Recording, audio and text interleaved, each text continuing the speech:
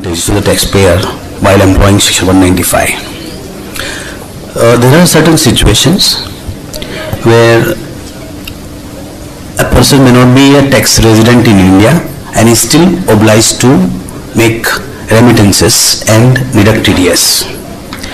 Like an example of a permanent establishment of a foreign company where the TDS provisions are applicable. There are also certain situations where you are unable to decide who could be regarded as a tax resident of India or another country when you employ the tax treaty. The triangular situation arises because payment is made by a permanent establishment to another permanent establishment where the person is resident in third country. So, how to make use of the tax treaty in such a situation? And when the entity are transparent, like a partnership firm and a trust, whether the trust will be regarded as resident or the beneficiary will be regarded as resident or a trustee could be regarded as resident, and all could be from a different jurisdiction. So then the question arises as to which country's tax treaty may be made applicable within India, whether the trustee country, beneficiary's country or the settler's country. And even this trustees could be a body of individuals who could be in a different jurisdiction, beneficiaries could be in different jurisdictions. So these situations are really difficult to consider how the treaty can be made applicable. So we have Mr. Milind Bhai Kothari to address these complex issues, but it is very important because it is in relation to the application of tax treaty, how tax treaty could be made applicable in these two situations, when you have a transparent entities and when you have a triangular situation. Coming to the present task of introducing Milind Bhai. First of all, he is a very dear friend of Chambar and is part of our International Tax Committee. So we are proud to have him in the International Committee. He is managing partner of BDO India Operations. He leads the taxation practice of the firm. His specialization includes the taxation, the transparency laws in India, the cross-border transaction services inbound as well as outbound, and his focus industries are pharma, shipping, software and the consumer products. Friends, he has also contributed various papers to the national as well as the international conferences, including World Transpricing Conference at San Francisco, presenting the paper on Indian transpricing law. He has also been faculty at National Academy of Direct Taxes, the training division of CBDT, and various international and other forums. Friends, I am proud and privileged to present him, who has contributed more than 120 sections to the 9th edition of a book which is called Indian Bible by Kanga Palkhiwala and Mr. Vyas. So therefore, with these few words of introduction, and before I present him to address you, may I request President Nitin Desai to present him a memento for mark endowment section. Milind Bhai, mic is yours.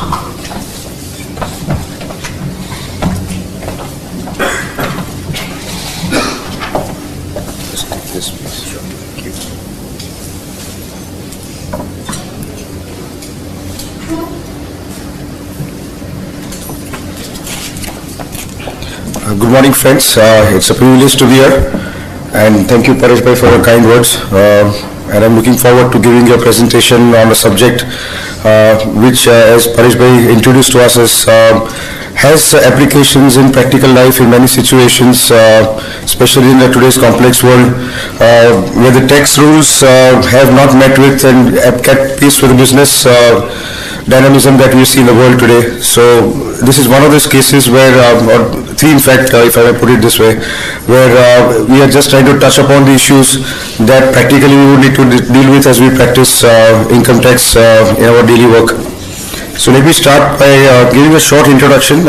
As Paribhai mentioned, there are three buckets of my presentation today. One deals with the partnerships, and I'm referring to the foreign partnerships that have presence in India.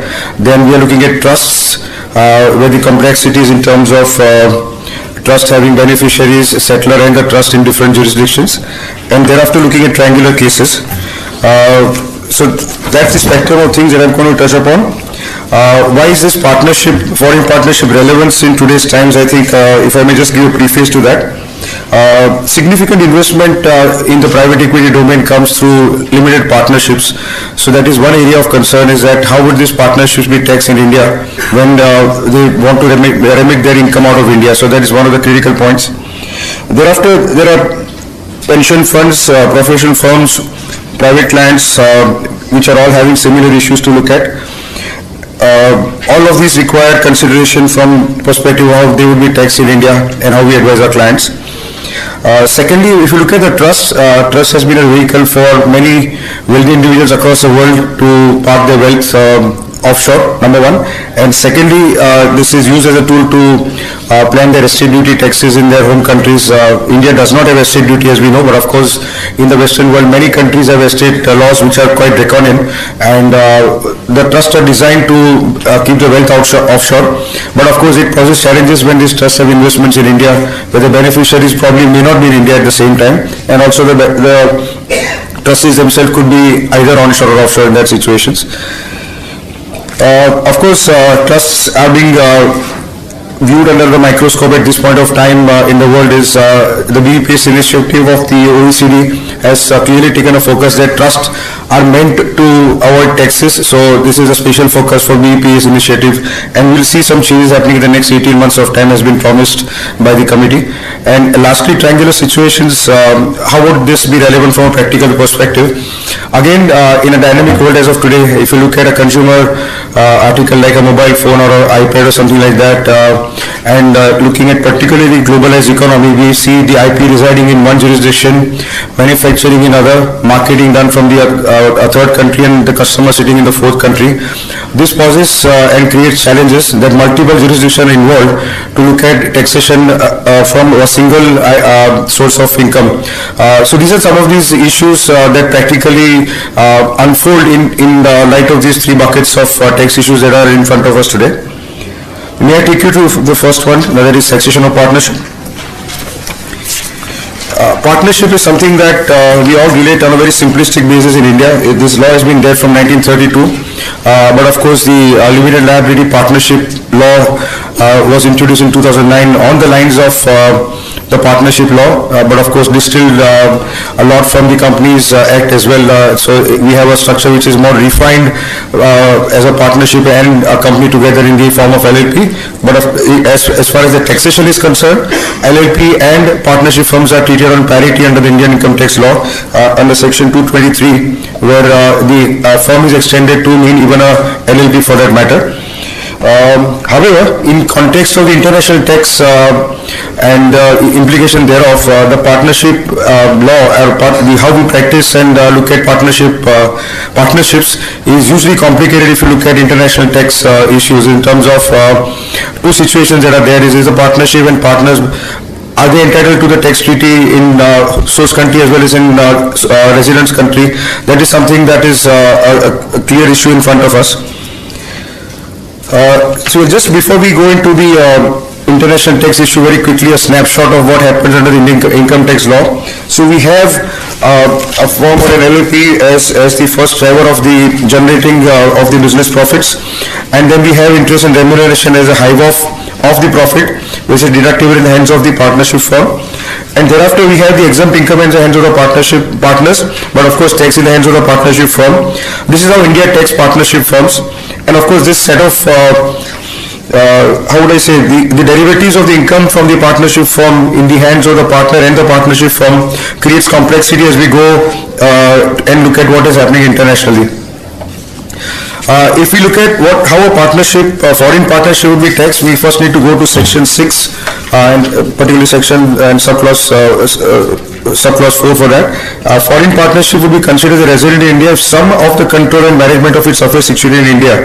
So even a partial control and management of the firm is situated in India, then the firm would be liable to tax in India. That's a preface to it being taxed in India.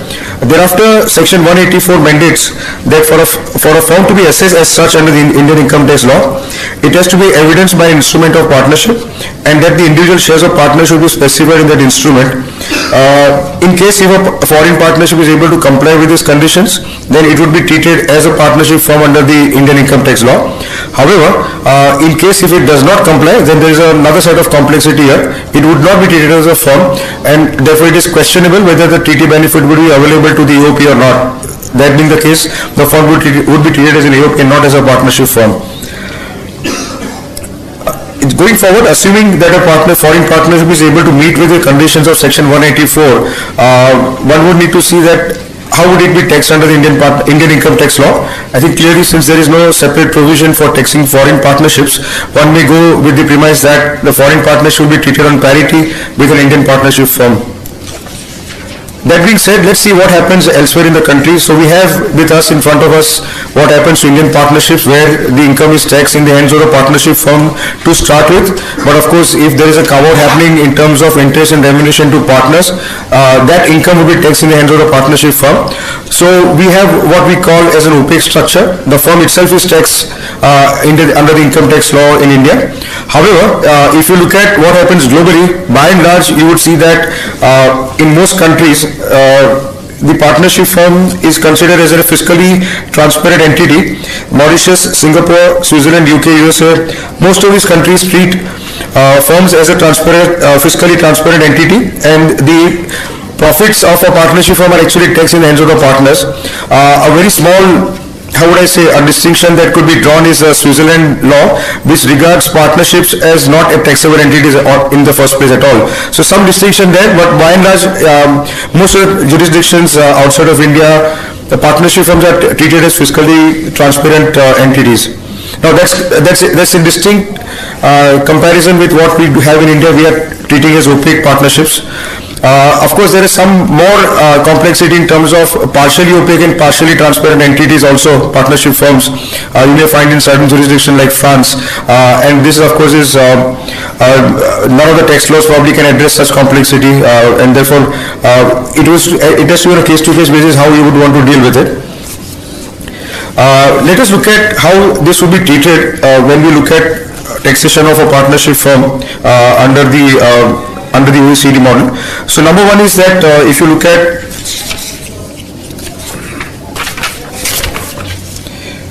Article 1, which is the scope of the convention, it says that income on income and capital provides that tax treaty shall apply to persons who are residents of one or both countries. That's number one. And thereafter, if you look at Article 4, which speaks of fiscal domicile, resident of OECD model defines a resident as any person who under the laws of that country is liable to tax therein by reason of his domicile, residence, place of management or any other criteria of a similar nature. So what is critical here, there are two key issues here. One is who's a person under Article 4, and thereafter liable to tax. So let's look at what is a person. Article 3.1 of the OECD model defines person in an inclusive manner and includes individual companies and other body of persons. And the term company has been defined to also mean body corporates or any other entity that is treated as a body corporate for tax purposes. In other words, a partnership firm would be treated as a person as a body corporate in terms of OECD model under Article 3.1.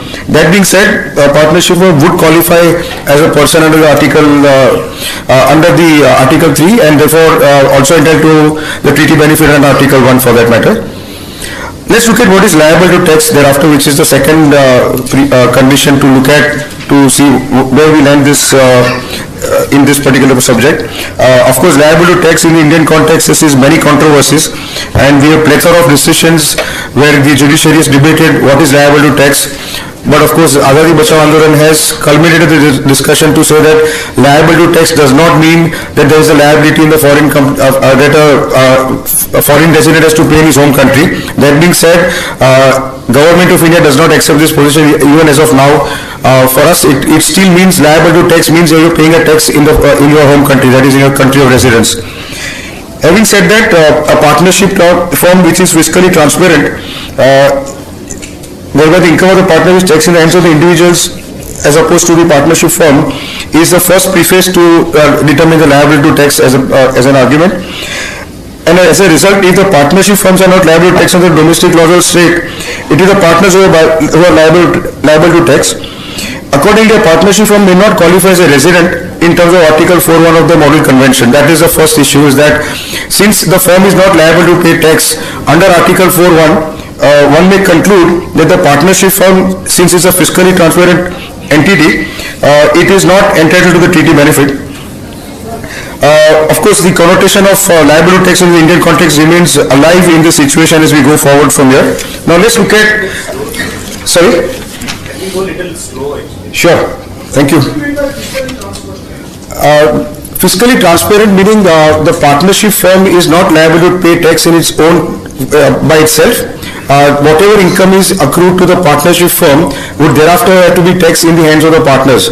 That being said, that's a fiscally transparent structure. So in India, a partnership firm is liable to pay tax by itself and not the partners.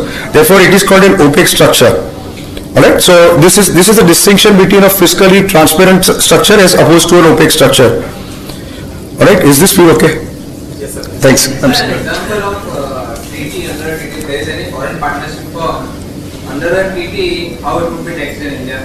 So we come to this as we go from here, because this is a very important question that you raised, is that how would a foreign partnership be taxed in India? And that being said, the first question, of course, if I may just jump to that sequence and answer what you have to say, is that one needs to determine is the partnership firm in the first place liable to pay tax in his country of residence or not? And as we discussed, is that in most countries, the partners are liable to pay tax and not the partnership firm. Having said that, let's move on to look at how the double taxation unfolds for the partnership firms, foreign partnership firms in this background. The problem is source country may classify a partnership firm as an assessee under its domestic law, thereby taxing income in the hands of the partnership firm itself. In other words, if you look at India, India would like to tax a partnership firm under its Indian income tax law as if it's a separate entity itself. So let's look at India as an example of the source country. So India would like to tax a foreign partnership firm as a partnership firm under Indian law. However, the country of residence, so for example, if you're looking at a firm which is not an Indian firm, of course a foreign partnership, the foreign partnership may however classify partnership as fiscally transparent and tax the income in the hands of the partners as opposed to the partnership firm. So here is a sequence of complication. Indian partnership is taxed under Indian income tax law as a partnership, whereas as a foreign partnership in their home jurisdiction, that is in the country of residence, the partners will be taxed and not the partnership firm. The question is, who will get the benefit of tax treaty? Would the partnership firm will be entitled or the partners? That is the foremost question as we go forward from here. So what happens in case if this complexity is there is that number one is, who would get the credit for taxes withheld in a source country, and would it be available to a taxpayer under the domestic laws of the country of residence? So if you go back to say if there is a firm that pays tax in India on the profits of the foreign partnership in India, when you go back to the home country of the partnership firm and if there is a tax that has been paid or deducted in India, would the partnership firm be entitled to the tax credit or the partner? That's the next question. So the tax credit itself is an open question. One may argue that if the firm has paid tax, technically speaking, the tax credit should be available only to the partnership firm and not the partners. But having seen the background that the partners are liable to pay tax on the income in their home country, it raises a question that how will they be able to claim a credit of taxes which is actually not paid by them in India, but it is paid by the partnership firm. So that's the first level of complication that we see. That's a fallout. The second fallout is, according to the country of residence, may deny credit to the partners for the taxes withheld in the source country on behalf of the partnership, and there are further complications that may arise. as there are different rules of classifying an income of the partnership firm. As in India's case, we classify the income of partnership firm into three baskets. We have a share of profit, that is or a profit of the partnership firm, which is distributed to the partners, which is taxed in the hands of the partnership firm, and then we have interest and remuneration, which gets taxed in the hands of the partners. So there is a complication is that from the total pool of profits of the partnership firm, one may look at three different elements of it, and insofar as the foreign partnership is concerned, where all the profit is taxed in the hands of the partners, what would be the effect of this? So that's the next level of complexity that one may want to resolve. Where a source country may treat the income as tax deductible in the hands of the partners and taxable in the hands of the partners, the resident country may disallowed deduction of tax for such payments to the partnership. So this is the complication that we have on top of the fact that partners and partnership firm could be treated differently in India as well as in a foreign jurisdiction.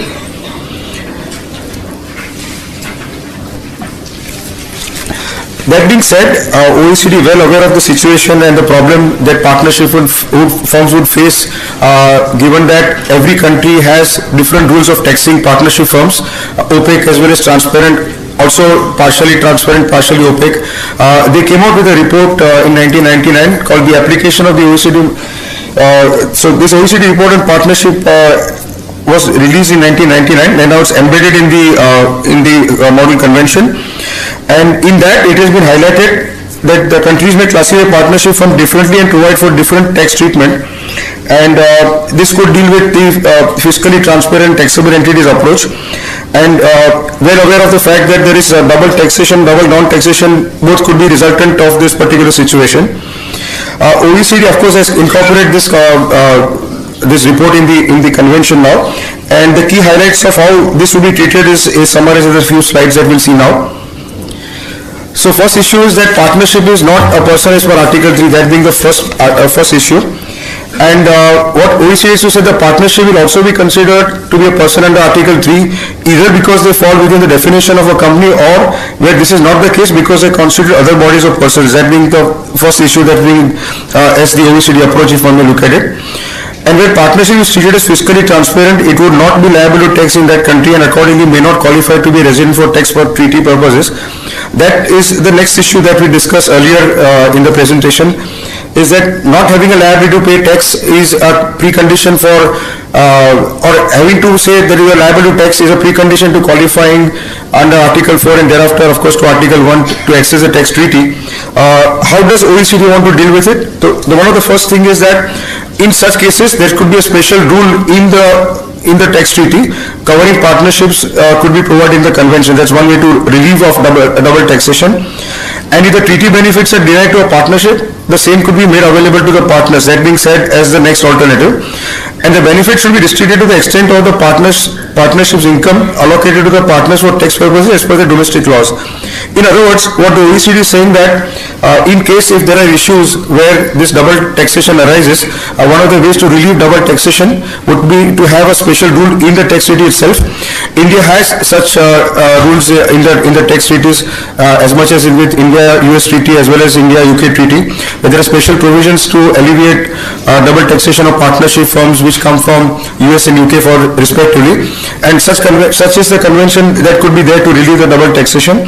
But regardless of that, what OECD also further goes to say that if you go by the concept of what the merit of the argument is, that if the firm has to pay, if there is a tax to be paid, which is if the income is taxed twice in the hands of the partners and the partnership firm, then if the partnership firm cannot be given the benefit of the tax treaty, it should be given to the partners regardless, even though they may not be qualifying as a person under the treaty. So are we clear on this part? Is that why a partner would not be entitled to the tax treaty benefit, because they may not be a person insofar as that the tax has been paid in India by the partnership firm and not by the partners. Sir, how about the vice versa case? If Indian partnership is there in whether the tax treaty is applicable to Indian partnership also, because in India partnership is taxed and it is considered as one entity. And if that is doing some business internationally in some country where this other treatment is given, the partners are being taxed and the partnership is not being taxed. India will also get the same benefit as far as the tax treaty is concerned? So let's look at a partner. What the question that you raise is that an Indian partnership has establishment in another country, and let's say there's a permanent establishment where their income is accruing to the partnership firm.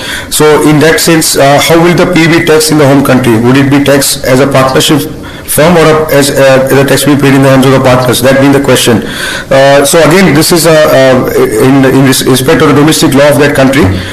Clearly, one would need to see which country you are referring to and how that country would want to tax the income of the P. Would it be taxed as a P itself, or would it be taxed in the hands of the partners?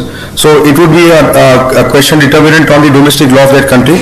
But interesting question. I think we would need to understand the practical implication for different countries.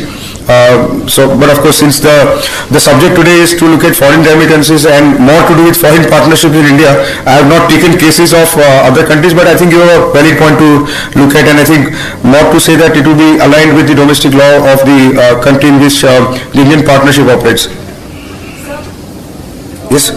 all the partners are not a resident of that country.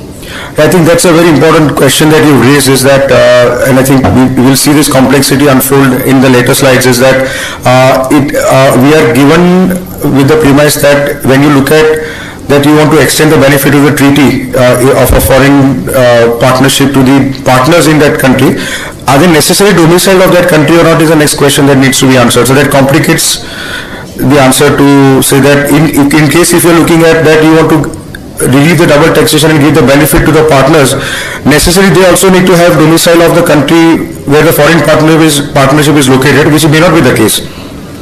So yes, it's a complication that needs to be looked at in a particular situation. So it could be usually complicated if you look at, how would I say, a foreign law firm where there are multiple partners, so let's say 50 partners are from different countries, and say probably, let's say the partnership firm is based out of, I would not say UK as an example, but let's say it has come out of Germany, for instance, and then in that situation, how would that be taxed?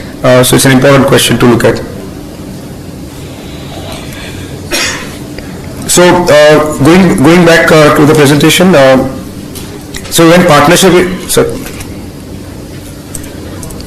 so relation between partnership and partners entered into the tax treaty, source country should take into account the way in which this income is treated in the resident country. Now that's the canvas of OECD, that one must look at how this income will be taxed in the hands of the resident country, how the partnership firm would be taxed in the resident country, and where partners are liable to tax by virtue of the fiscally transparent structure, then income should be appropriately viewed as paid to the partners as such and provided under various articles of the tax treaty as income. Such income is allocated to them in the resident country.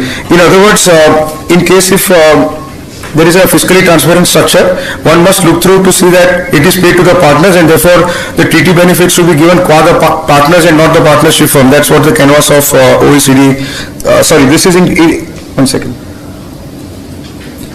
Yeah, so that's the OECD approach on the issue. Of course, there are more complications, as in the case just you just mentioned, that partnership cases involving 3 states, and the third state being if the partners are not even domiciled in the state where the foreign partnership is located. It gives another angle to see how would this be relieved. In such a situation, no benefit could be available to the partners if income from partnership is not allocated to them. So this could be a level of complication that one may need to deal with. Let's go back to the India-US tax treaty. I think that's the first one that we would have to look at. Here, in the definition of person, it is clearly defined that this includes partnerships. And in terms of the resident, the term resident in case of a partnership applies only to the extent that the income derived by such partnership is subject to tax in the resident country as income of a resident, either in its hands or in the hands of the partners. In other words, in the US tax treaty, it is clearly provided for that the benefit of the treaty would be given to the partnership firm or the partners, given the fact that in the US, it is a fiscally transparent structure as far as the partnership firms are concerned, and that the partners would be liable to pay tax. And the technical explanation to the India-US tax treaty also provides for that to the extent partners are subject to US tax as residents of US, the income received by partnership will be treated as income received by US residents for that purpose. In other words, the partners will be entitled to the benefit of the US tax treaty. Now let's look at this important case that prefaced a while ago in India, that is Linklaters case.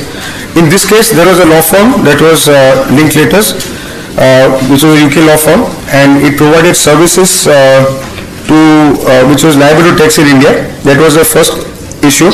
But of course, this case had many aspects of it. First, of course, was with regard to saying what would be the tax to be paid. Assessing officer held that the income from services was taxable as business profit under Article 7, read with Article 5, and the taxpayer, of course, filed a nil return of income. The debate went on to say that this issue was not raised before the officer as well as before the CIT appeal, given the fact that the officer had treated the entire income as taxable in the hands of the partnership firm, and the issue of giving benefit of the treaty or not giving benefit, entitlement of the treaty was not discussed at the officer and the CIT appeal level. It was the tribunal who noticed this issue for the first time when this debate happened, that whether the partnership firm would be entitled to the benefit of the treaty or not. That being questioned, the assessing came back saying that the tribunal had no jurisdiction to examine at this point of time, since this question was not before this officer as well as before the CIT appeal. Of course, tribunal, going back to the rules of tribunal rules, said that the scope and intention of treaties aims at resolving economic double taxation, and of course it had every right to look at this particular issue. And thereafter, the findings of this, findings that the tribunal gave in this particular case, which dealt with two parts, the central theme being whether the treaties are meant to alleviate only the juridical double taxation or also to look at economic double taxation, these being two key issues that the treaties would have to cover. Of course, it has been held in many decisions thereafter that it also means economic double taxation that the treaties need to alleviate.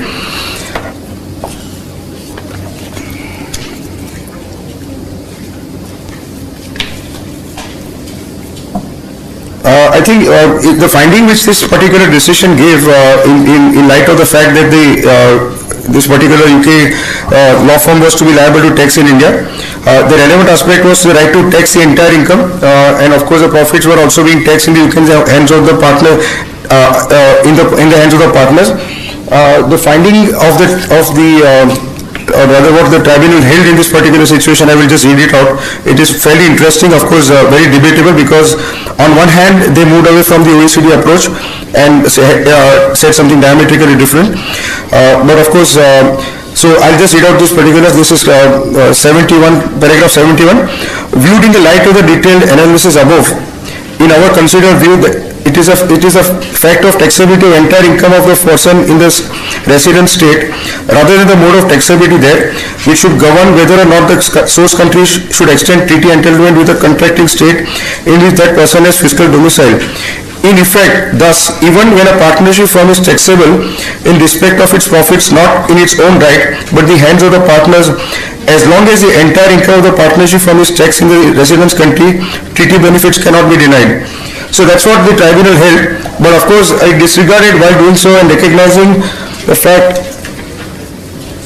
that India does not accept the OECD perspective on taxation of partnership firm in this manner, and not accepting the OECD report. That was some of the key findings this treaty has given out. But of course, since this was something that could have gone on for a larger debate, as far as India-UK was concerned, there was a protocol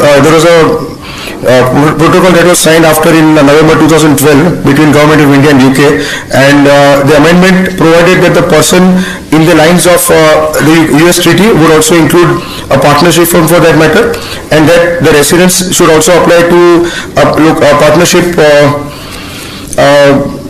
firm also in that case. This definition is now akin to the definition of resident under the India-US tax treaty and the technical explanation thereafter, and therefore UK partnership such as Linklaters would be treated on par and given the benefit of the tax treaty when it is being taxed in India.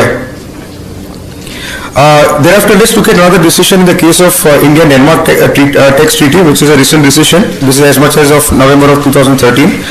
In this case,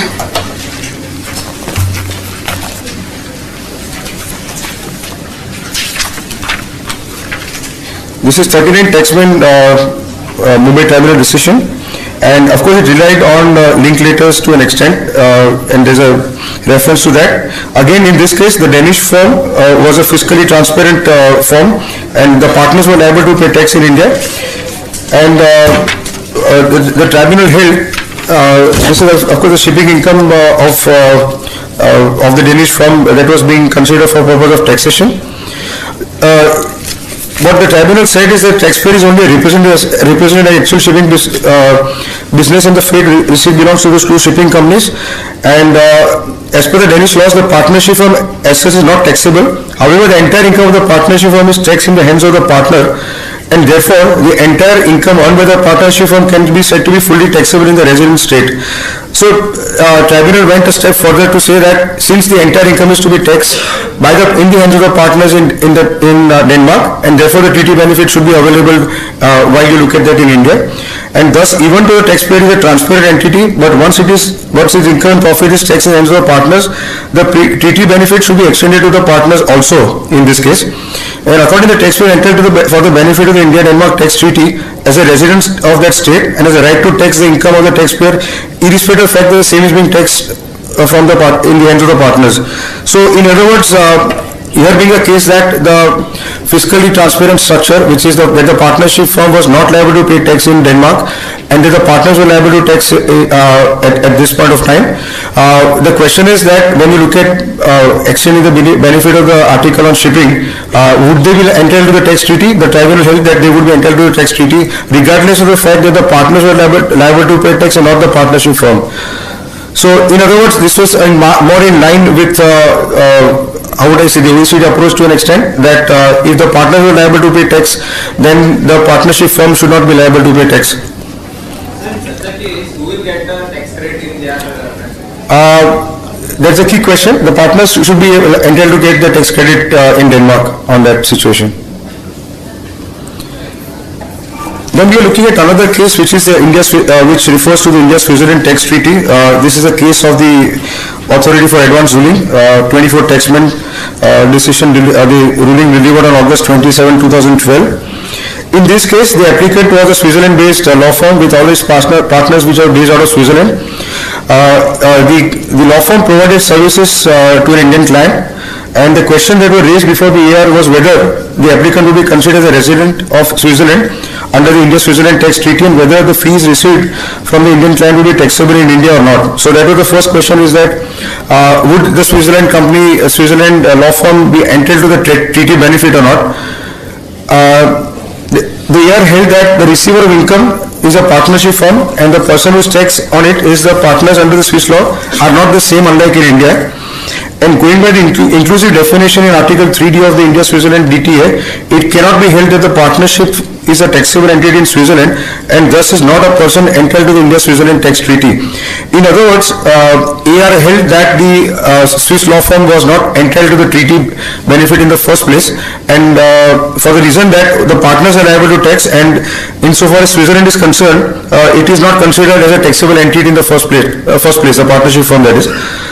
And with regard to the reliance on the OECD commentary on Article 3, it was said that since India is not a member of the OECD and it has not agreed with this position adopted by the OECD, and it is disagreed on that issue, only these provisions cannot be extended to provide a tax treaty benefit to the Switzerland law firm. The argument that if partners are residents of Switzerland and their income from the partnerships are taxable in Switzerland is of no avail, since what is involved is not the income of the partners, income the partner received from the partnership, but the income derived by the firm from an Indian entity. So the AR gave a ruling in this particular case to say that in case of India-Switzerland tax treaty, if it was a Switzerland partnership firm, the treaty benefit cannot be extended. So in a sense, if you look at the gamut of things, if you look at India-US issues, the decision of Linklaters, then you look at the decision in the case of A.B. Moller, and thereafter you look at the ruling of the AR in the case of this particular case, that is Schellenberg-Wittmer's case. We still have an issue in front of us, is that although OECD seems to have resolved the issue of how the partners in the partnership firm would be taxed is that in case if there is a partnership firm which is fiscally transparent and that the partners are liable to pay tax, in that case treaty benefit should be extended, with that being OECD's view, and that there could be a special rule in the tax treaty.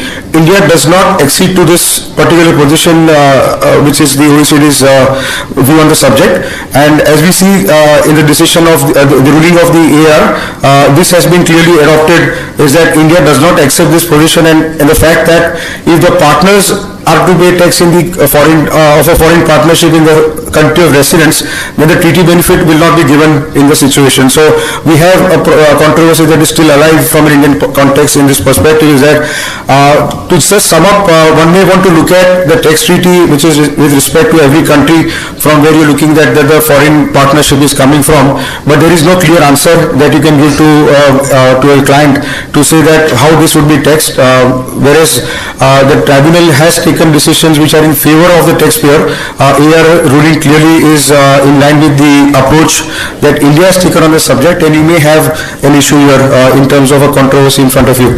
So I think this sums up the issue of taxation of partnership. If there are any questions at this point of time, we could consider that, otherwise we can move on to taxation of trust, which is akin to partnership from to a degree, but of course there are many more challenges if you look at trust as opposed to a partnership firm. Any questions here?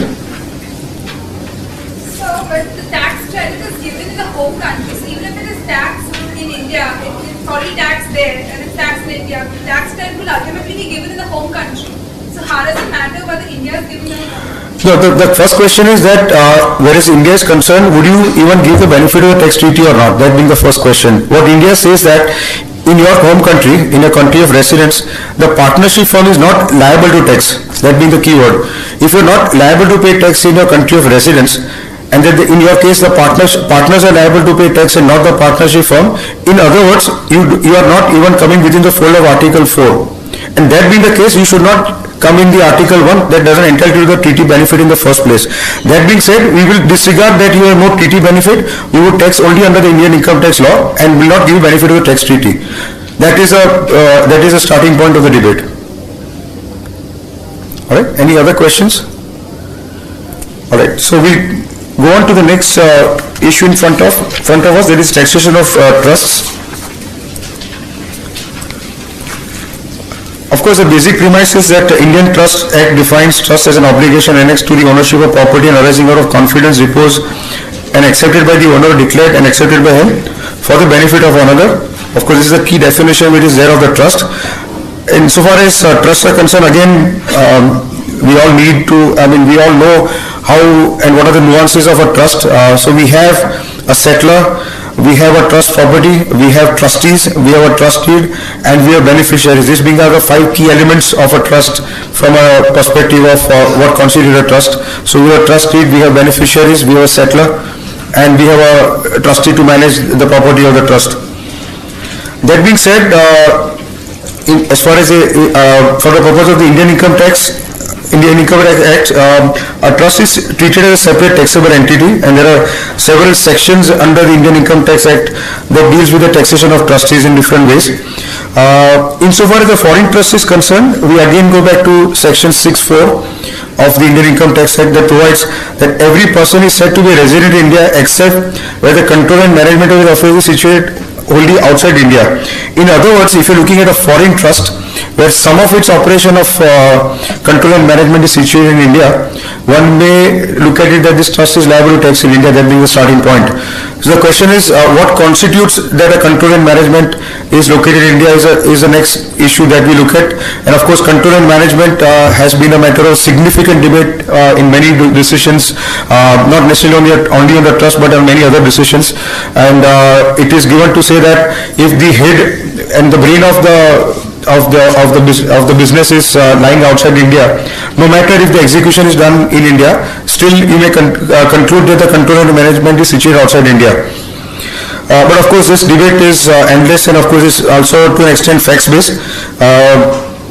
Insofar as the taxation of trust is concerned, so we may go ahead to say that if there is a partial control and management in India, then the trust would be liable to tax in India, and what constitutes this control and management would be something that will unravel in the slides that follow from here. So So trust, which whether incorporated in India or outside India, would be treated as a resident in India under the Act if some control and management of its affairs is situated in India. Again, if you go back to Indian Income Tax Act, Section 160 provides that a trustee would be the representative of SSC in respect of income which he receives on behalf of the trust of benefit of any person.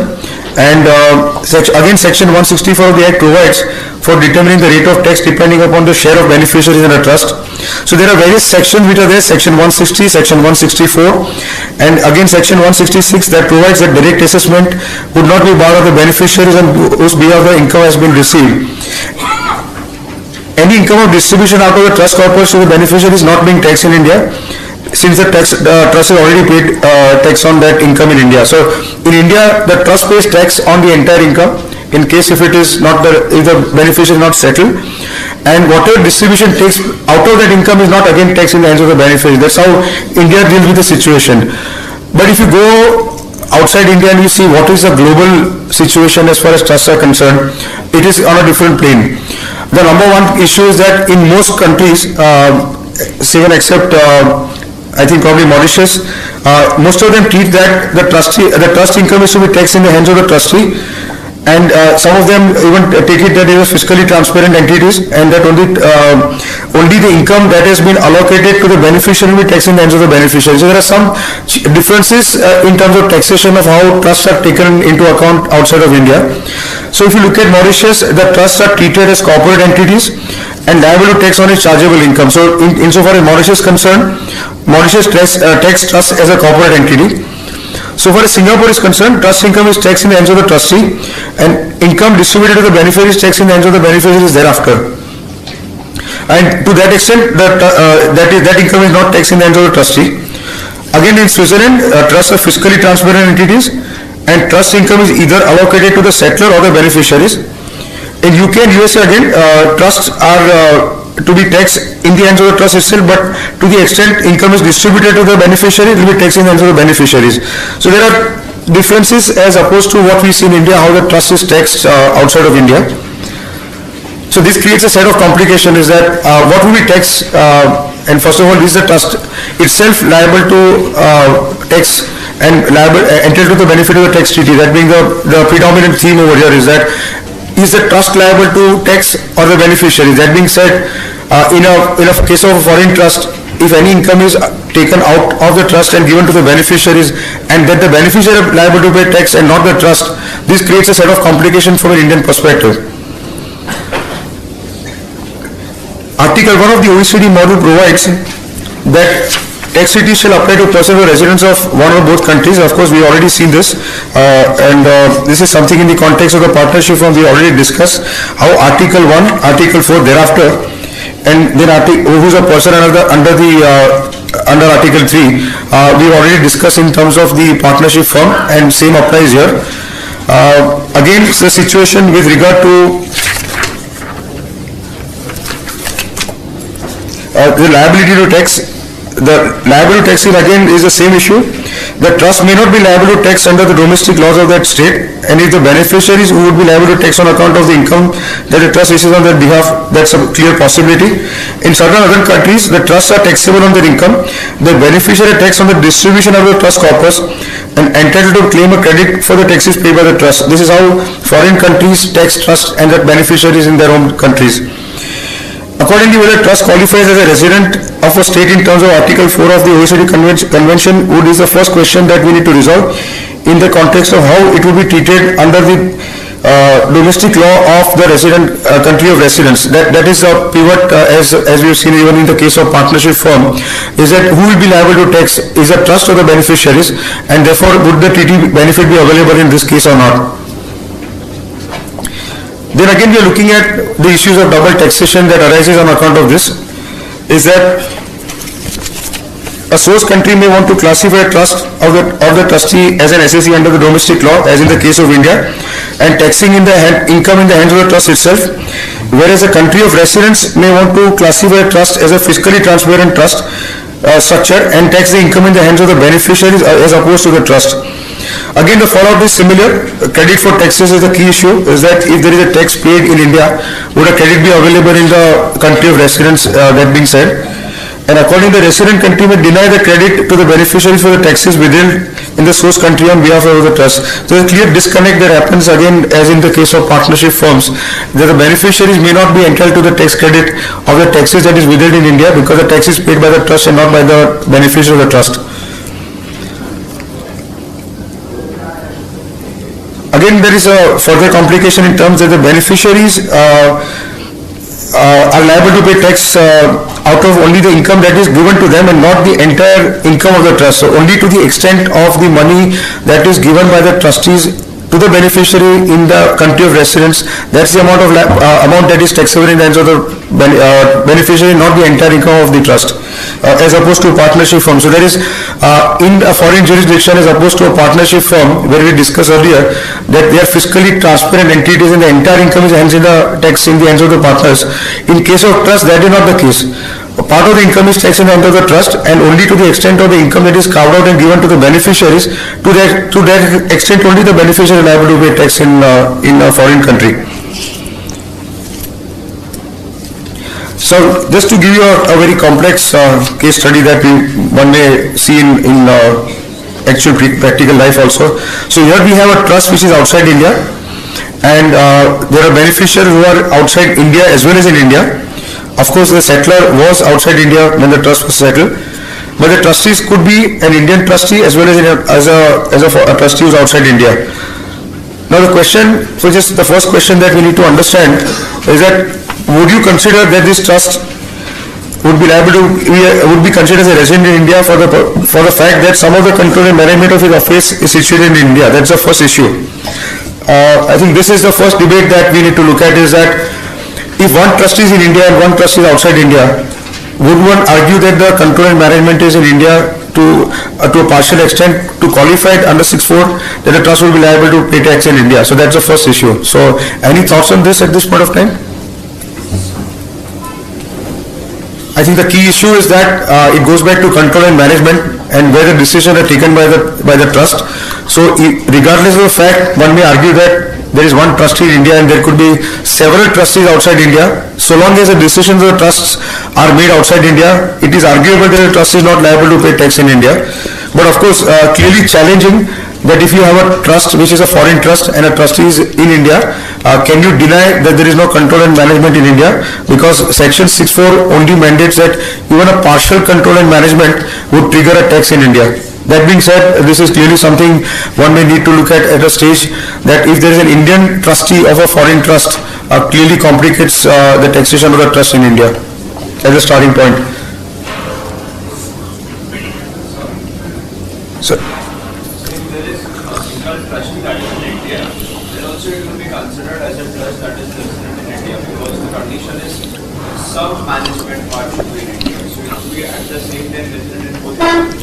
So that's the clear debate is that what you said is clearly that this, section 6(4) provides that even if there is some control and management in India, would you say that presence of one trustee in India qualifies it that the control and management is situated in India? So that's the debate that is required to be looked into.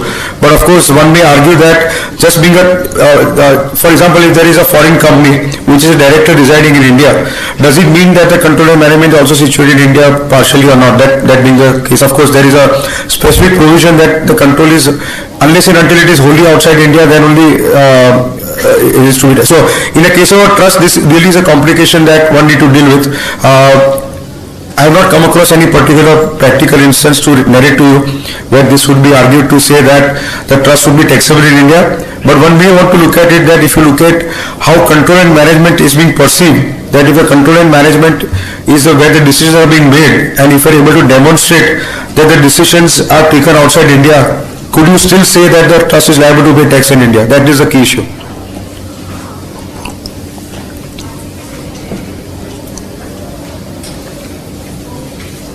So there is a situation that a trust is formed in India. The beneficiaries are also residents of India, but the trustees are non-residents. They are sitting outside India. As per the definition, when you say the effective management and control is sitting outside India. So for India, it would be a non-resident thing. But in the domestic law of the trustee and trustees are situated. So there is a trust has been as they said, transparently taxable. So how it will be go ahead? If I may just, benefit will be taken, or whether it will not be taxable in India at all? if I may just repeat your question, is that what you're referring is that there is an Indian trust with beneficiaries are residing in India, but the trustees are residing outside India. Yes. My view is that since it's an Indian trust, this is not an argument that requires, because a trust is a resident of India, liable to pay tax in India. The question is whether the trustees are residing outside India is not material in this regard. This is material in case if you are referring to a foreign trust, where you need to find out whether under 6(4) is there any control and management that is residing in India. That's the way I would want to look at it. And the trust property, of course, so there are challenges here. Mostly, many times it happens that trustees may be abroad, but they are insignificant. They are just like this. Quite. And beneficiaries who are here, they are the head and heart of the decision-making power. Correct. So there are many nuances of that. To begin with, where is the trust situated? Is the trust situated in India? Then second is the trust property. Third is the beneficiary. And fourth, of course, the trustees themselves. So in a situation as in your case, my view is that it would be taxable in India regardless, because it's an Indian trust, and that the fact that the beneficiary is also in India. So you cannot therefore argue that just because the trustees are not in India, I am still not liable to pay tax in India. So let's conceive a situation, if I may just extend your example, and let's look at a practical situation. There's a trust property in India of 10 crores which gives you income of 1 crore in India. And the only reason is that there are trustees who are residing outside India. Could you say that this is a trust that is not liable to tax in India? That's the key issue.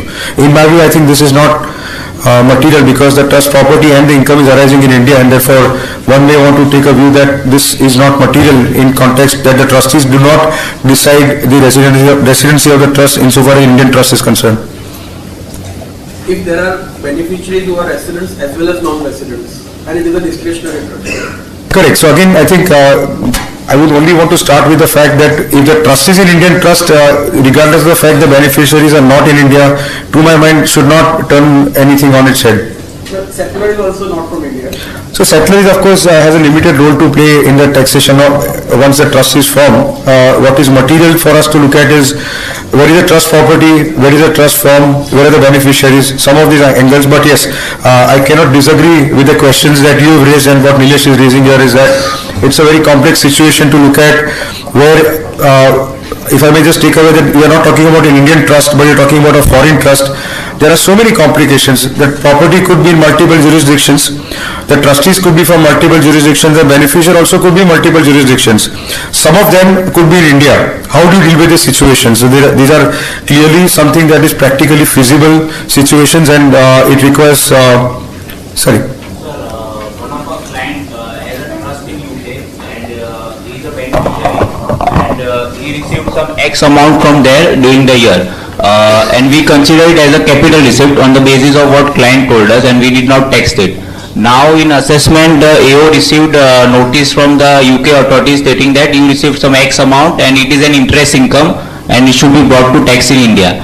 But both the amount which what we received in bank and the amount which AO has with it, both the amount does not match, and according to them it is interest income, and according to us it is capital receipt. So in that case, what to do?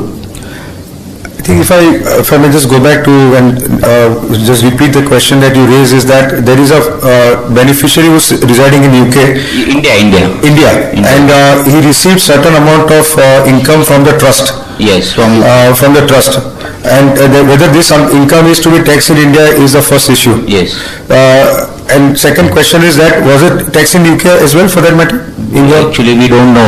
Okay, so just to give you what could be the way to look at it is that, number one, this could be an income that would be taxed in UK, because UK tax income which the beneficiary derive from the trust to the extent that the distribution takes place.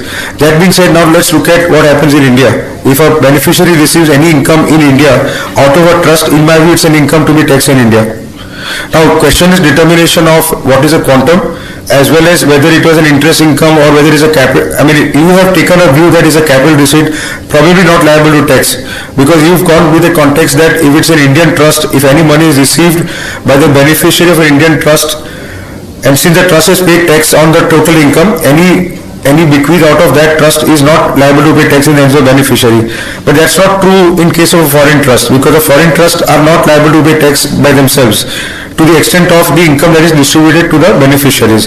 So if it is an appropriation of income out of the trust income, in my view this income would be liable to pay tax in India, because it's also liable to pay tax in UK, but that's not the only thing that is there.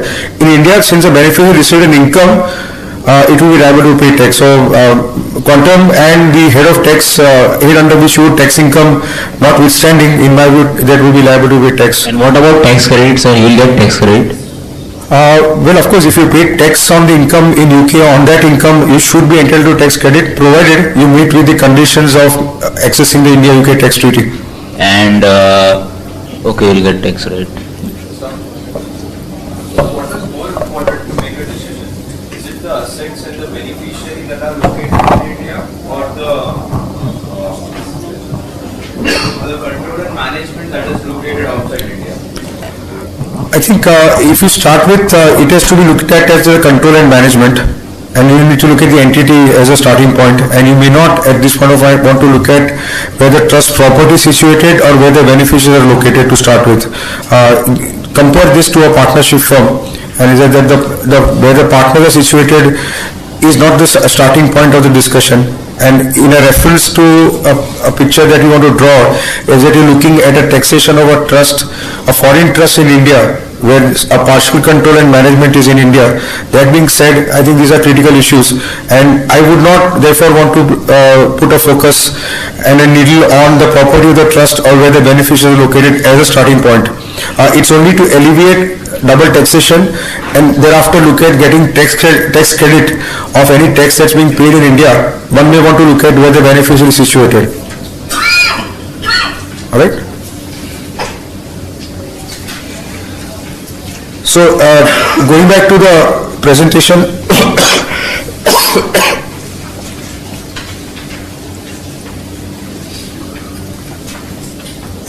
I think we are fairly resolved to understand how taxability of trust unfolds in India.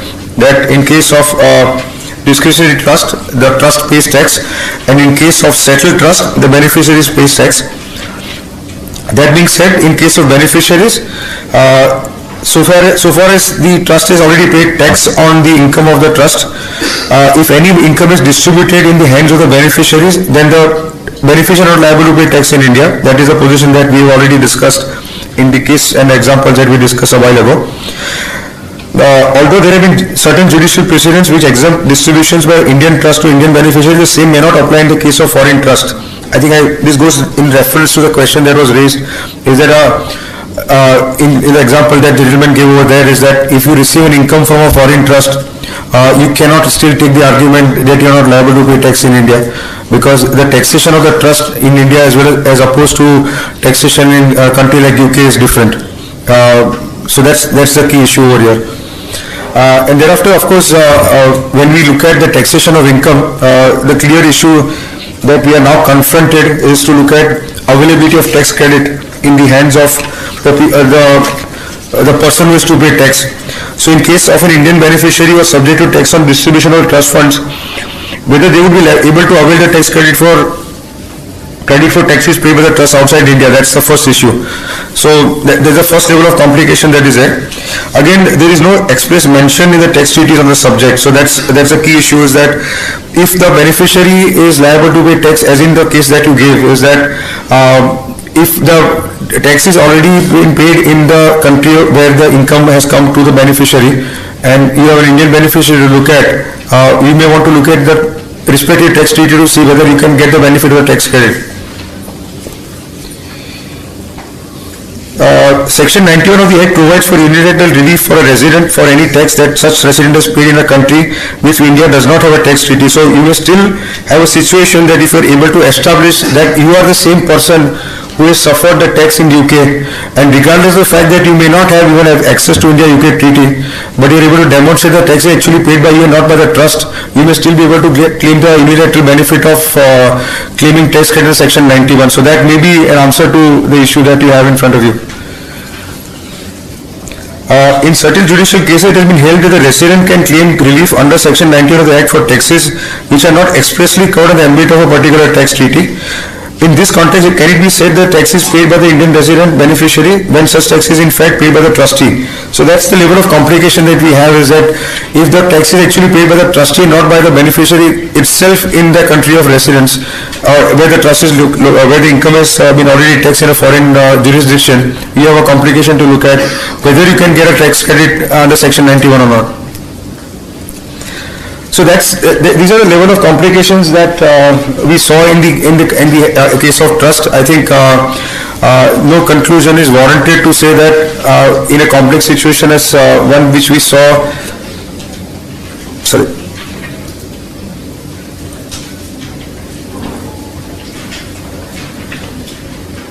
As in this case, if you have multiple different situations to look at, so that you have multiple beneficiaries in different jurisdictions, the trust property is in many jurisdictions, and that the trustees are also in different jurisdictions, you have a series of complications to look at to alleviate double taxation.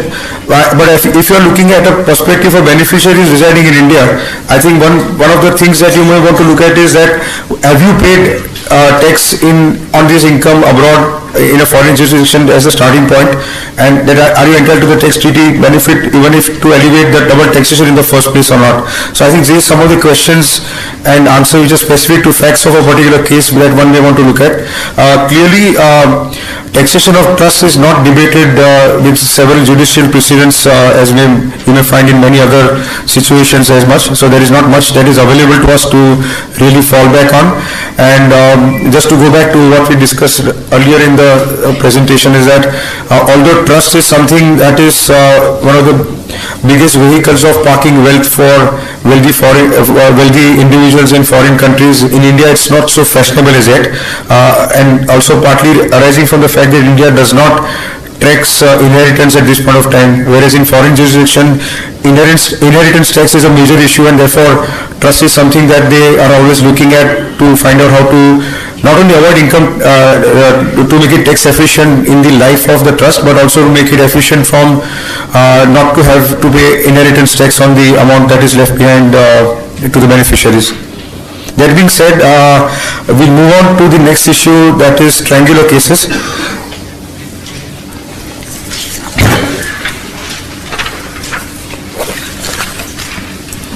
So what is this triangular cases? That is the first issue that confronts us. As a triangular cases, it's not necessarily only 3 jurisdictions, but is only more than 2. So in a situation where you could look at more than 2, it could be 3 or 4 or 5. Any number of jurisdictions could be involved to look at what could be a triangular situation. So triangular case is not necessarily only 3, it could be more than 3 also for that matter. Essentially they refer to situations involving application of tax treaties where tax incidence on a particular stream of income is typically triggered in more than 2 countries. So that's the key issue which is there. And if you look at the background of tax treaties, these are bilateral tax treaties. They are meant to alleviate double taxation between 2 countries. The tax treaties as well as the OECD commentary was never meant to alleviate situations where more than 2 countries were involved. In other words, there is an inherent inefficiency in the tax treaties that it cannot deal with more than 2 tax jurisdictions at one go. This is becoming very evident now. Of course, triangular cases is not something we see very often, probably in the Indian context as well as in practical life. But this is something that will confront us as the economy moves forward, and we're looking at very complex business situations. Elsewhere in the world, this is already becoming a major issue. Governments are not able to deal with this and have clear answers how to deal with the situations. And BEPS has the BEPS project that is OECD has taken now to look at the base erosion and profit shifting as one of the biggest challenges that confront the tax regulator at this point of time. And I'm sure all of you must have heard what this BEP is all about, is that this is something that shakes the tax treaties at the root. There has been a debate, would the treaty structure itself be revised to deal with BEPS, because what has happened is that despite the fact that we have transfer pricing, we have tax treaties, and we have domestic law to deal with tax issues, there is significant amount of tax that is still not being paid. So there are very smart organizations like Google, Amazon, Starbucks and many other corporations that we have seen, is that despite the fact that there is a treaty network, there is a transfer pricing issue, and there are domestic laws which are there, significant amount of income is still being parked in, how would I say, jurisdiction where the taxes are either not there or very minuscule. So to deal with this, BEPS project has been undertaken. And going back to triangular cases, if I may just say in the reference to our presentation today, is that we are going to see many more cases where this complexity arises in a situation that where the intellectual property residing in one country, the manufacturing takes place in China, the customer is sitting in, let's say, France or Germany for that matter, and the corporation is based out of the US. So there are many situations which are unfolding now, and especially in the matrix management structure, where the countries are originally that were divided by, how would I say, the management was divided by countries, they are now divided by functions. So manufacturing is taken as a single stream across the world, and so is marketing and IP for that matter. So in those kind of situations, you see many triangular cases happening all the time to look at how do we elevate. First of all, of course, there are two aspects of this. There is an aspect which is to do with how do countries deal with this situation in terms of collecting their fair share of revenue. As far as us taxpayers and the taxpayer and the practitioner are concerned, we have to look at how do you deal with elevating double taxation or multiple levels of taxation that happens in triangular cases. The current focus of the presentation is more geared to see at how do we deal with situations that we have because of triangular cases, multiple levels of taxation happening. So let's look at this situation in the background of the fact that this is something that you've not seen as practical instances many times. You may see that happening multiple times over in future. So we have a situation in front of us where of course, the term triangular cases is described in the International Tax Glossary of IBFD as a term which is used most commonly in the context of relieving double taxation with more than typically three states are involved. So we have in this particular situation a company which is based in state R, that is at the bottom. It has established a branch, it's got a P in state P, that is in the middle, there is a P country, and that P country is deriving income, state S is where the income is starting, that's where the source is, source country, and it has got a P in a country in the middle, that is state P, and it has established a branch in state R, that is the resident country where the income is arising from, that is where the SS is residing. In such a situation where tax treaties should be which tax treaty should be applied for double relief from double taxation is a key issue. So whether the treaty between, so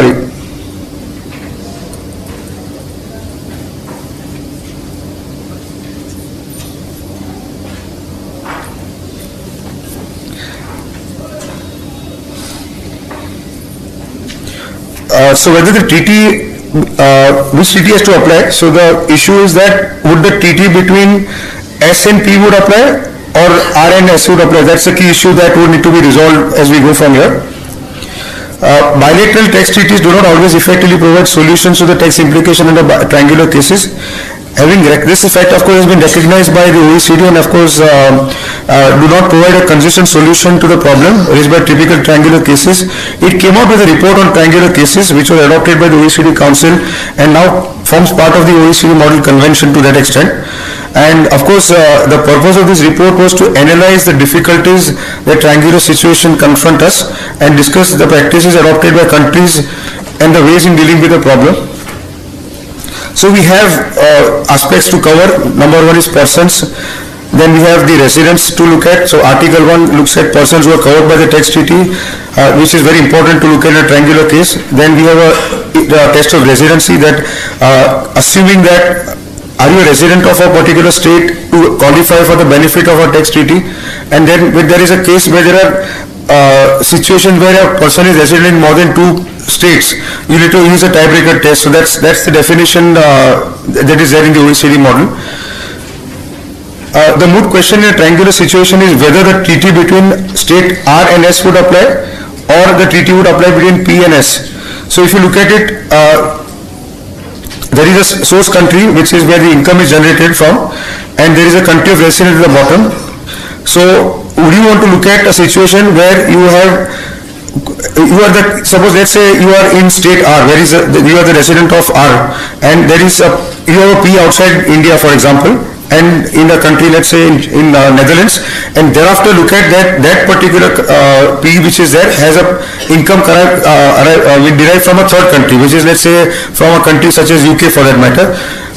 So the question is that when the income is arising from UK in that particular instance through your PE which is based in Netherlands, would you be looking at the UK-India treaty, or would you be looking at the India-Netherlands treaty? That is a key question over here. So that's the starting point. But of course, what the OECD commentary also recognizes, that if you were to look at the treaty between R and S, that is in our example, if you look at the treaty between India and UK and ignore Netherlands for the time being, then there is clearly a case that you cannot eliminate double taxation, because what you are doing is you are not looking at Netherlands as being the intermediary, and therefore one may say that if any tax is paid by the P, that is Netherlands P in UK, you will not be able to claim the tax credit back in India. That being the case, this is a clear case of double taxation that you have to deal with, and that's a possibility of, you cannot eliminate double taxation in a situation as that. So the number one thing that you have to look at is in the tax treaty between state R and P. So if that being the case, if in our example, if you look at India versus Netherlands, in state P, whether you have a P at this point of time, does it have a non-discrimination clause or not with country S? That's the first issue. By virtue of the said non-discrimination clause, the P of state R in state P may be granted the same benefit as that available to a resident of state P. So that being said, in this particular situation, if there is a issue which is available to say that if a P of state R in state P may be granted the same benefit, that you need to go back to the non-discrimination clause. So some of the treaties have this non-discrimination clause available in the tax treaties, that they alleviate double taxation even if it is a P which is earning income in another state. I have a question that arises to whether a treaty between state R and state P could be applied for granting credit in respect of taxes withheld in third state S. So as we have seen in our case, is that if the tax is withheld in state S, that is in UK as in our example, would you be still able to get the benefit of that tax credit back in India, that is state R? With a view to resolve the above issue, OECD commentary prescribes that the following could be inserted in the tax treaties. The credit should be granted by state P to P located in their state of the taxes withheld by a third state, that is the source state, and such credit should be restricted to the credit available under the state R and state S treaty. So first of all, if to the extent of income of that S which is getting resolved into state R, if the entire income comes into that, then to that extent only you should be able to get the tax credit. And where a certificate of domicile is requested by such state S, state R should issue such certificate for that purpose, and state P should benefit from being involved in this certification procedure. So this is what the OECD approach is there in the triangular cases. This is given by a very good example which is there. So let us look at that the income is arising in state S as a starting point, and there is a 16 let's say 16 units of tax being suffered on the income of 40 units, and that if you bring it to state P is taxing the entire income, that includes 40 of state S as well as independent of income of 60 of its own, and is paying tax of 50. In which case you can get a benefit of tax credit of 16 in state P, and therefore you pay only 34 as taxes. Now if you go back to state R, you have an income of 200, which includes 100 income of state P as well. You will suffer 60% tax, which is 120. Of course, don't go by the tax rates. These tax rates are imaginary. These rates don't exist in the world today. But this is the example that is there in the OECD convention. Having said that, there is a tax payable of 120. Again, you are able to get the entire tax credit of 34 that's paid in state P, and therefore you pay net tax of 86. So what you see in front of you is that even though the income arose in state S, which was where the source of income was there, to the P which was in state P, and that you are a resident of state R, you are able to get the tax credit back from state S into state R. This is a case of a triangular situation that's getting resolved of how to alleviate the tax credit when more than two jurisdictions are involved. In the Indian context, of course, we have a ruling of Shell Technology Private Limited. Sorry. Yeah.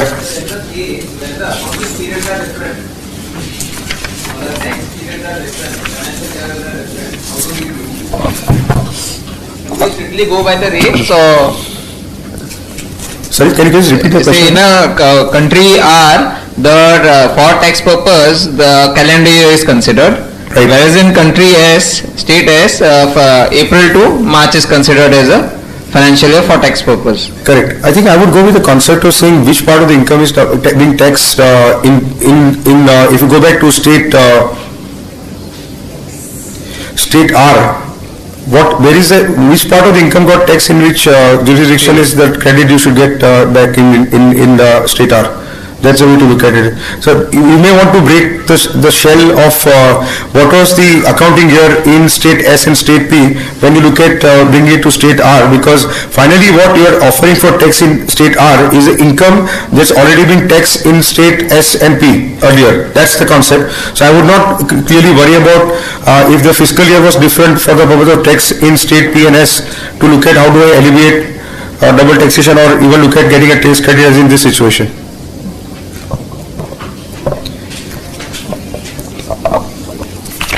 So let's look at the situation of this particular case law of AR in the case of Shell Technology in front of us. This is reported in 16taxman.com 345. This decision, the ruling came on December 21, 2011.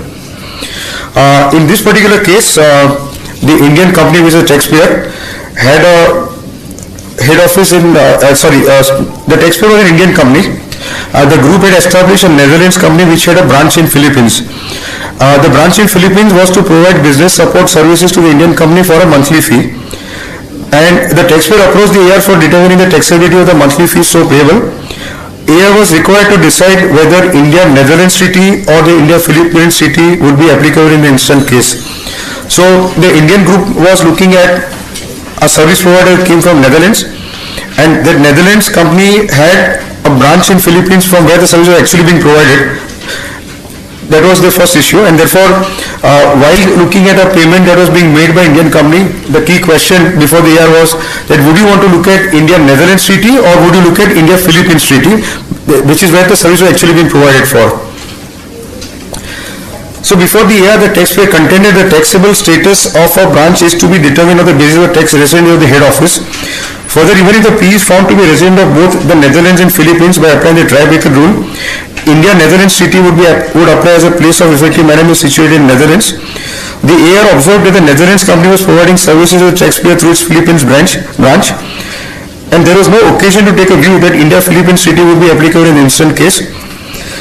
Of course, the AR took a view that the tax treaty of country of residence and source countries to be applied, that is India and Netherlands in this particular case. So what is important in this case was that the view was taken that India-Netherlands treaty would apply, not India-Philippines, because in strict sense, the Philippines was only a branch of Netherlands, and the control and management of the Philippines branch was with Netherlands and not in Philippines for that matter. Further, as per Article 4 of India-Philippines Tax Treaty, the term resident does not include any person who is liable to tax in that state in respect only of income from sources in that state. As per the domestic laws of Philippines, a domestic corporation is subject to tax on its worldwide income. All other entities are subject to tax only on their income derived from Philippines. Accordingly, the Philippines branch, which was subject to tax in Philippines only on income derived from Philippines, would not qualify as a resident of Philippines under India-Philippines Tax Treaty. What it meant in this particular situation was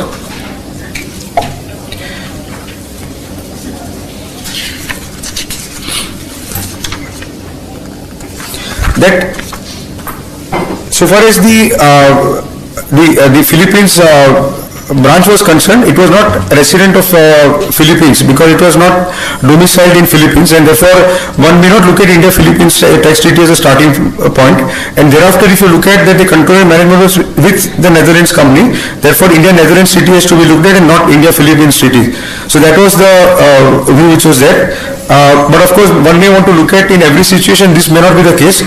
In many cases the branch itself could be considered as would be entitled to the benefit of the residential status of a particular country. That could change the perspective how the tax treatment would happen. Here, because Philippines did not consider the branch as a P in Philippines and therefore held that this was not a resident of Philippines, one would look at the India-Netherlands tax treaty.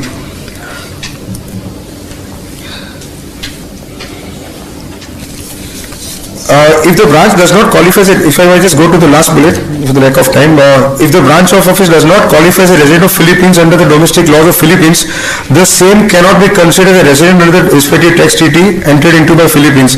So regardless of the fact that one may want to take the benefit of India-Philippines treaty, the very fact that Philippines is not a resident of and domiciled of Philippines, the India taking benefit of the India-Philippines treaty did not start off in the first place.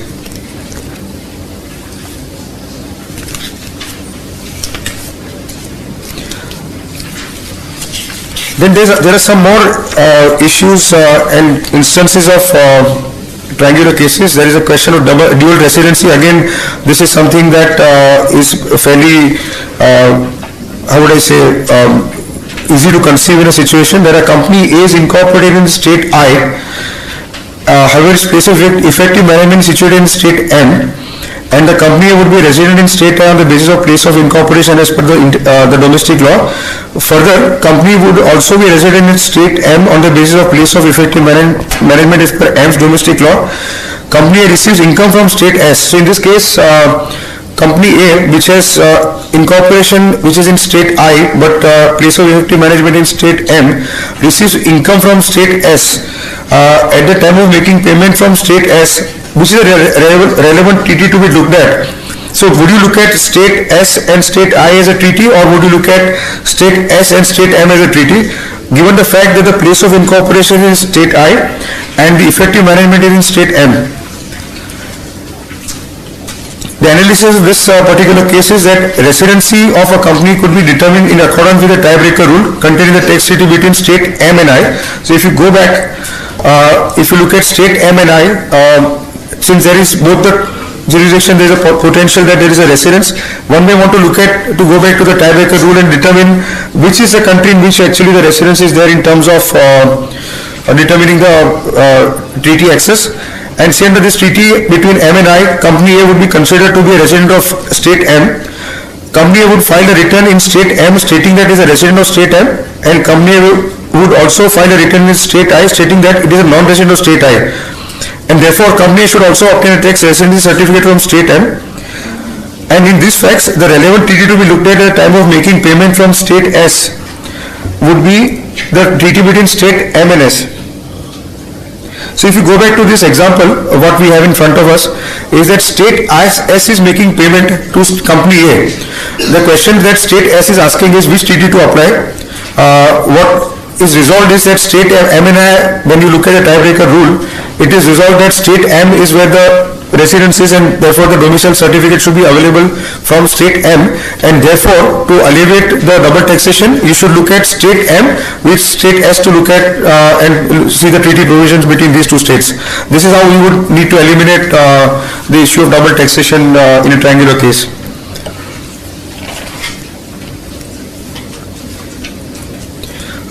Last one case, there is one more case, of course. This company is incorporated in state R, has a P in state S. An entity in state S desirous of making payment to company A. Such payment is effectively connected to the P of company A in state S. At the time of making payment from state S, it is the relevant treaty between state R and S to be looked at, or the withholding has to be done in terms of provision of the local laws of state S. So that's the key issue, is that a payment is being made to a P which is another state of a country which is domiciled and resident of another state. So the analysis that P shall derive its residence status from the head office. Further, P may not be resident as per the local laws of the state S, and accordingly relevant tax treaty between state R and S is to be looked at. So even though there is a domestic payment made from a resident of state S to another P which is in the same state, you will still want to look at the treaty between the country, the state where the company has come from, and that's how you would need to alleviate the double taxation in that situation, to look at the tax treaty. So these are some of the cases that we see on triangular cases. Several complications And I think when you look at attribution of income, the complexity increased multifold where multiple functions are spread across different jurisdictions. And of course, there are issues to deal with IP migration to look at in situation as which is something which is predominant at this point of time as a case study in the world. So, given this triangular cases, as we discussed earlier in the presentation, is that we'll see many more such cases in future.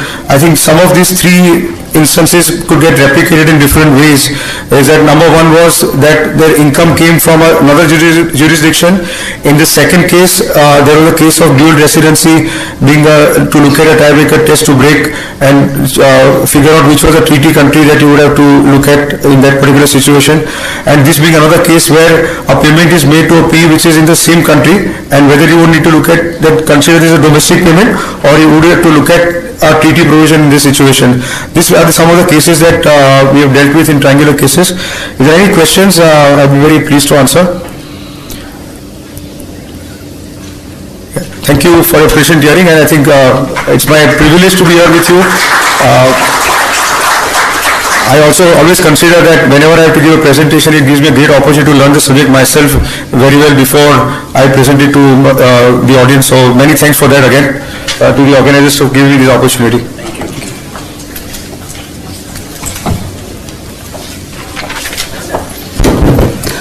Friends, you'll all agree that Milinda has addressed the subject competently. However, since topic was very complex and the concepts are new for some of the participants, I would like to summarize in 3 to 4 minutes what Milinda has said.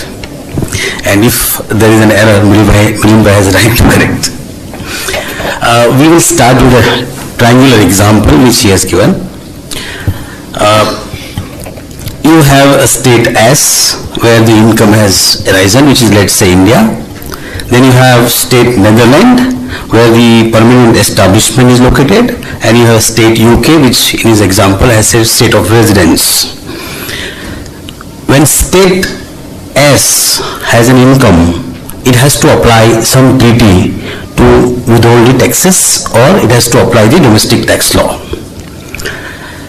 When it looks at the permanent establishment in Netherlands, it is not a resident of Netherlands, therefore SP treaty does not apply. P is a permanent establishment state. Therefore, S applies SR treaty and deducts taxes if there are treaty between S and R. Now, so therefore, there is a deduction of taxes as per the treaty SR, that is India-UK. What the Netherlands does, when it is question of Netherlands, it's a permanent establishment, treaty between S and P does not apply because the tax SSE is not a resident of Netherlands, it is a permanent establishment. And it is not a resident of South State also because it is a resident of UK. Therefore, S and P treaty does not apply. Now what it is to be done? If S and P treaty does not apply, the P will have to be taxed. State P will tax in its domestic law the income which is effectively connected with the permanent establishment. Now, if there is a treaty between state R, which is UK, and Netherlands, under the non-discrimination clause, permanent establishment are not supposed to get a more burdensome tax treatment than its own resident. So, state P would have applied S&P tax treaty to consider the tax credit. The same credit should be given to the UK resident for the purpose of non-discrimination article. That is what Milinda has to say. But which treaty should be applied for the purpose of credit in state P? Whether SP treaty should apply or PR treaty should apply. There is no treaty between S and P because treaty does not apply. Therefore, the tax credit should be given as per the PR state tax treaty. And therefore, the tax can be eliminated in state P. S has already deducted tax as per SR treaty, I will give the appropriate tax credit. This is what the triangular situation here mentioned about, I think. Then, the similar situation you could apply to the partnership form also, in a triangular partnership situation. How? Again, P is a partnership state, R is a UK resident. all UK resident partners are the partners in the Netherlands firm and source is India, then in a similar situation, partnership firm state is nothing but a permanent establishment of the partners in UK. If you consider partnership firm where partners are non-resident, then that partnership firm is nothing but a permanent establishment of a partners in UK. And then India will apply the tax treaty. As you mentioned in India-US treaty, the partners get a tax credit to the extent of their share of profit in the partnership firm, if treaty were to apply, as per the OECD commentary. So in the US we have a specific clause to give the benefits of the treaty to the partners. Therefore, India-UK treaty will apply. Of course, there is a history of partnership for India-UK, but if it would be in the line of India-US treaty, then India-UK treaty will apply, and to the extent of those partners who are resident in UK, tax credit will be available to the UK partners, and tax will be deducted at source in India. That is what the partnership firm will apply. But in case of simple partnership firm, since partnership firm are not taxed and partners are taxed, then it is called fiscally transparent. And since they are not liable to tax in the state of partnership firm, treaty cannot apply. The OECD commentary says, if a treaty cannot apply, and if you are treating that as a fiscally transparent, please give tax treaty benefit to the respective partners. And if a partners are from a different state, P1, P2, P3, then SP1, SP2, SP3 treaty will apply, and to the extent of their share profit, the treaty should be made applicable. And in case of a trust, there are two situations said, a discretionary trust and a non-discretionary trust. If it is a non-discretionary trust, beneficiaries' shares are very well known. It will be very easy to apply the Indian tax law. But in case of a non-discretionary trust, the tax law, in case of a discretionary trust, it will be very difficult to apply tax treatment because the trustee does not know what is the share of beneficiaries' share in the trust. And if there are Indian beneficiaries, and if a trust, foreign trust is a discretionary trust, nobody knows what he is going to get. And if the control is situated outside India, it will be very difficult to compute the computation of what benefit these beneficiaries deriving, and therefore treaty or the tax may fail. That is what he has to say. Thank you very much for the summary which is allowed to be given to me by President, and if there are any corrections, Milind bhai may suggest.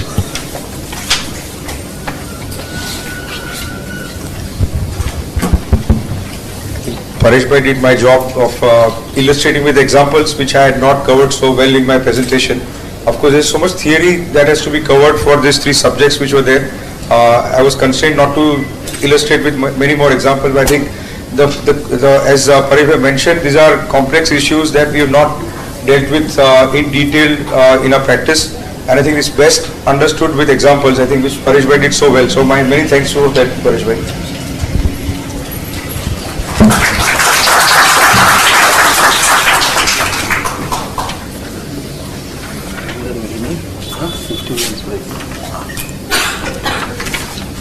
Dignitaries on the dais, off the dais, and dear fellow participants, I, on my behalf and behalf of all present here, propose a very well-deserved vote of thanks to Milind bhai for his excellent presentation. Friends, now we break for tea and brunch for around 15 minutes, and we reassemble at 11:15 sharp. Thank you.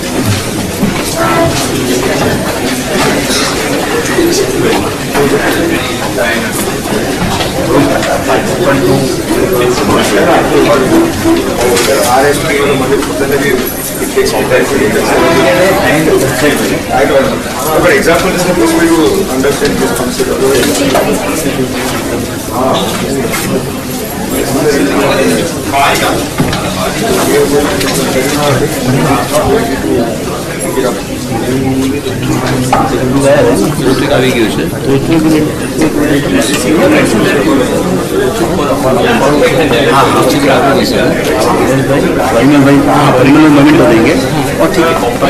और introduce Nilesh में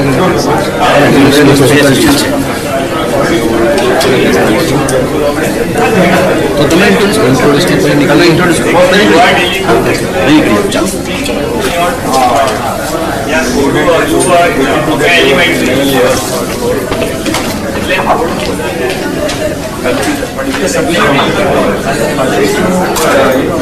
Your level is very high. And what is very high, you need to bring it down to the level of your participant and not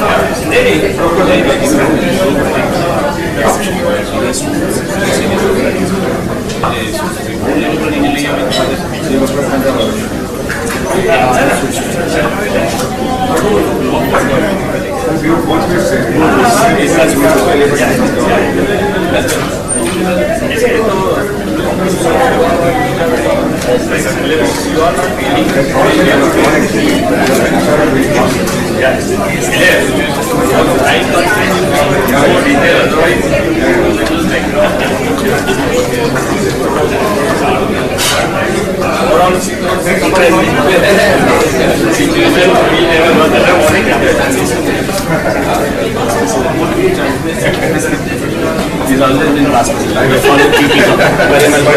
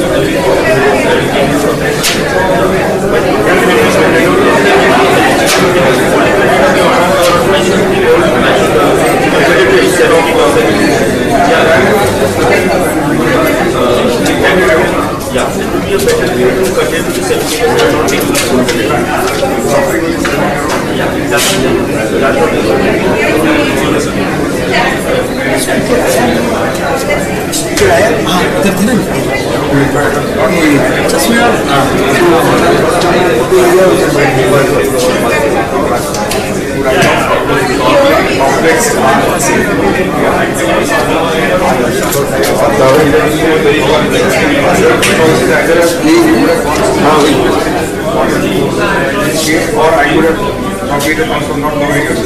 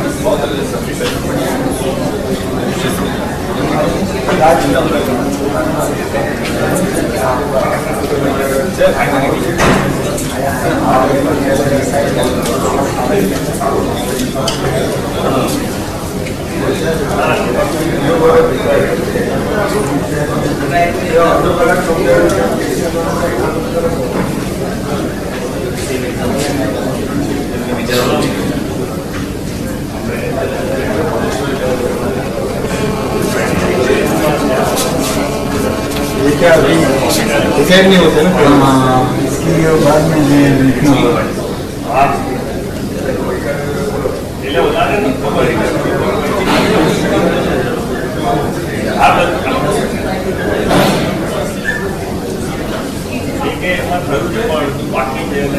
confusion मैं यार photo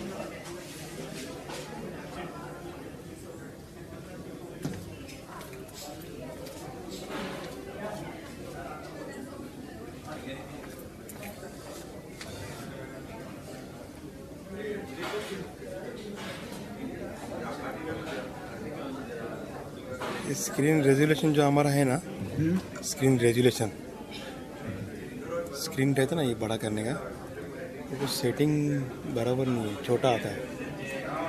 ये कैसे है, ये देखो ये छोटा है ना, वही अभी बड़ा करने का देखता हूँ कैसा करने का देखता है।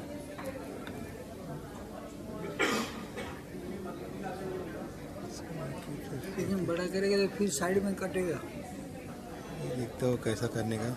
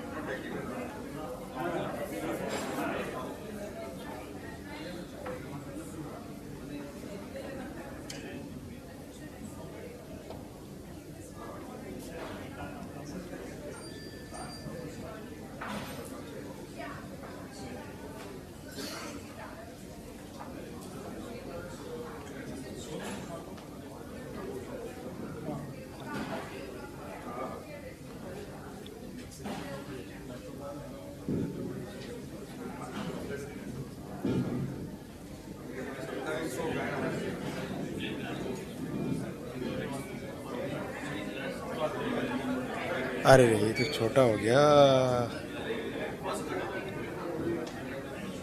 ये समझ में नहीं आता है कैसे करना है।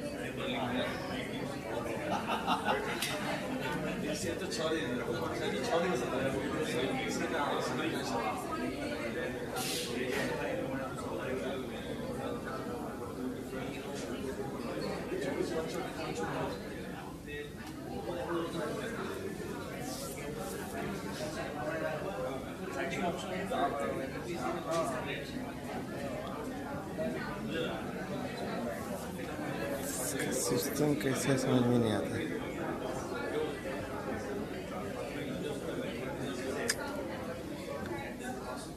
आप लोग माउस यूज नहीं करते हो? माउस नहीं।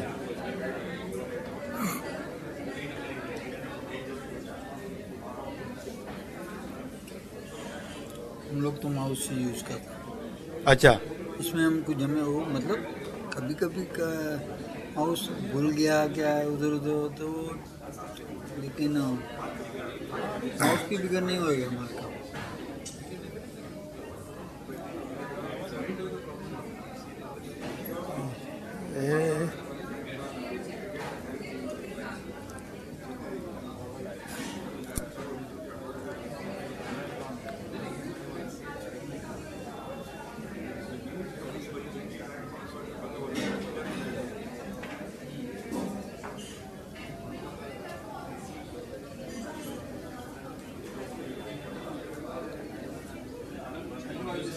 हाँ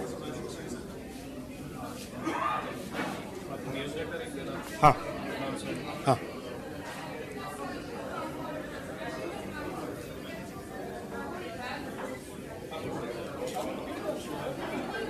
हाँ वही सर रेजोल्यूशन आपको सर आता है। ये जो स्क्रीन रेजोल्यूशन जो है ना, ये फुल किया मैंने 1366 पे। हाँ तो अप्लाई करता रेजोल्यूशन का इश्यू नहीं लग रहा है मुझे। 2 स्क्रीन्स कुछ दिखा रहा है। नहीं, अगर हेवी पीपीटी रहेगा तो फिर वो कैसा होता है, फुल स्क्रीन होता है। क्यों नहीं होगा यार, ये ऐसा गलत है एक्चुअली, ऐसा नहीं दिखना चाहिए। ये भी इतना ही आ रहा है। नहीं, पीपीटी हेवी फाइल रहेगा तो होता है। क्यों नहीं होगा? तेरा वहाँ से कुछ सेटअप का इशू है ना? नहीं, वो तो मैंने किया फुल। अच्छा अच्छा, ऐसा बोल रहा है क्या? स्क्रीन रेजोल्यूशन रहता है ना, वो बड़ा करने का, तो फिर देखो छोटा करना पड़ेगा। अच्छा ऐसा रहता है। अच्छा उल्टा करना पड़ेगा तो वो फुल दिखता है। ट्राई करके देखते हैं। अप्लाई करने का क्या ओके करने का? 1 2 4 5 6 ओके, अप्लाई सब एक ही है। यहाँ पे ये काउंटिंग आता है सेकेंड, वो होने के बाद कुछ नहीं है। हाँ देख अभी हुआ। अच्छा अच्छा,